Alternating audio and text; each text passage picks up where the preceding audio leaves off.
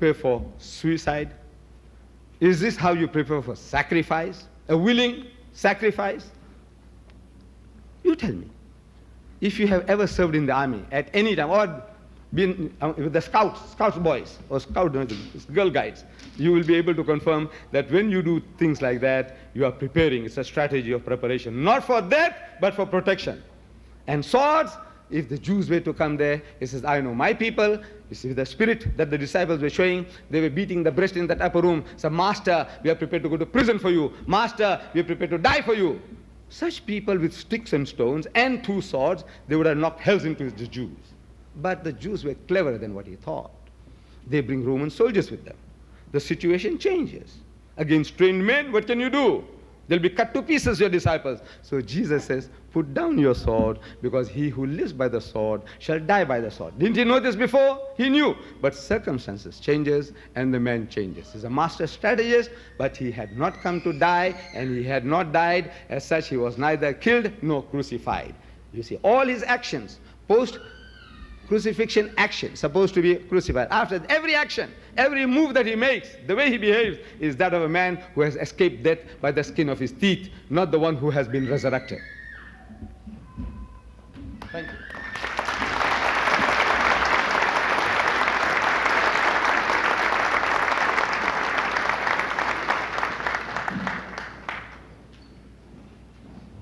Thank you, Mr. Ahmed Deedat. Reverend Pastor Robert Douglas. You are fortunate in being able to be a part of a gathering such as this. At the very outset, I want to make you aware that there are very few places in the world where this kind of a gathering could take place. These sorts of discussions, I'm sure, take place in South Africa. I assume Mr. Ahmed Deedat does such things quite regularly there. I know of him by reputation, and that he travels the world, that he spoke in interaction of this kind in London sometime back with an acquaintance of mine, Reverend Anis Sharosh. And of course, he's here from time to time in the United States.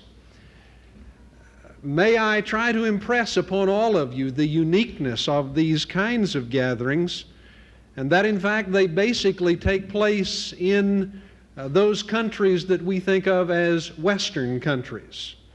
I would suggest that the next one of these ought to be in Damascus, or in Cairo, or in Baghdad, or in Rabat, but I know that that won't happen. That won't happen precisely because if not the governments, at least some of the peoples of those countries would not permit it. So I'm glad to be a part of this gathering, and that we have a context of this kind in which we can come together and talk about these matters.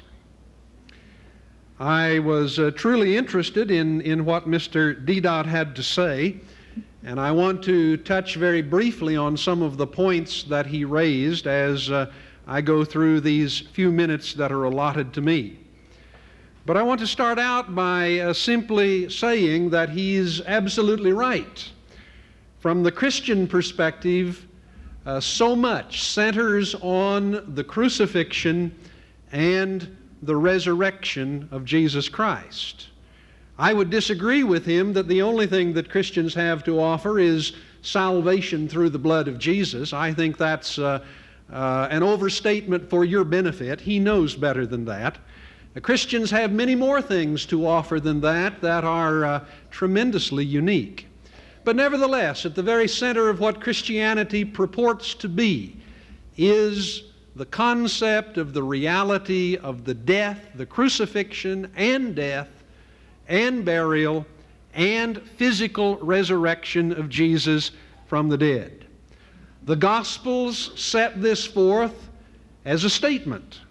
For example, in Matthew 27, verse 50, it simply says that having been on the cross for a while, let me back up. A few verses earlier, it says they crucified him.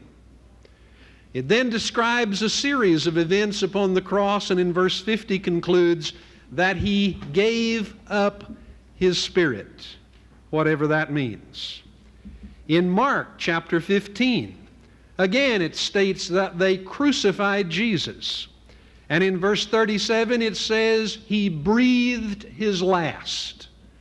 There's no question about what the Christian Gospels are setting forth, namely that Jesus was crucified and that He in fact did die on the cross. Now really the issue that we're dealing with here is a deeper one. I'll touch on the text or two that Mr. Dedat shared with you just briefly. But ultimately what we're talking about, though we're not talking about directly, is the whole question of the reliability of the Bible. Mr. Dedat is affirming tonight in his own indirect sort of way that the Gospel of Matthew, the Gospel of Mark, the Gospel of Luke, the Gospel of John, and the writings of Peter and Paul and James and the others who contributed material to make up the New Testament simply are unreliable, that they are false. False at least to the extent that they affirm that Jesus died and arose from the dead. Now, I find that an interesting kind of assumption that is behind all of this discussion.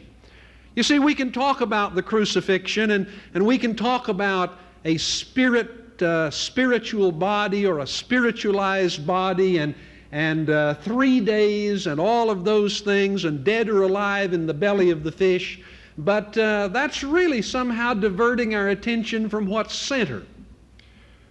At the very center and core of all of this is, can you trust God? That's the issue. And what kind of a God do you believe in? Now, the Holy Book says, My covenant will I not break, nor alter the things that have gone out of my lips. Jesus said, Heaven and earth shall not pass away, or heaven and earth shall pass away, but my word shall not pass away.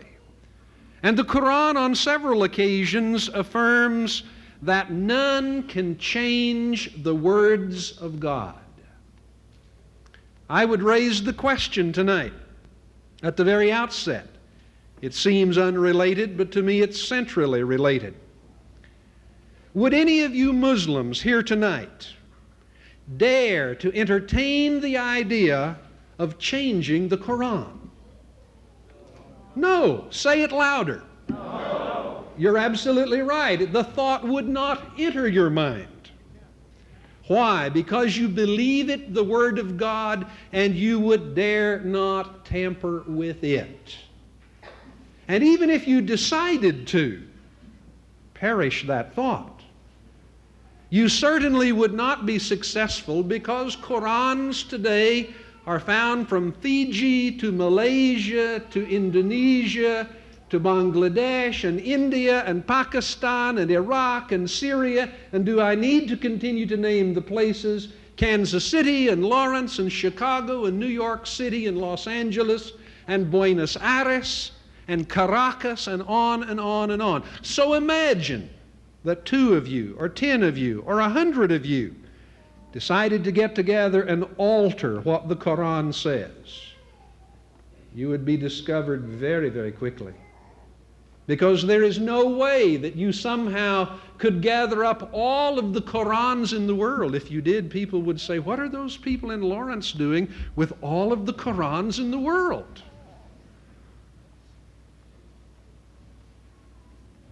But you see, in effect, what you are having to say is that what you would not entertain the thought of doing,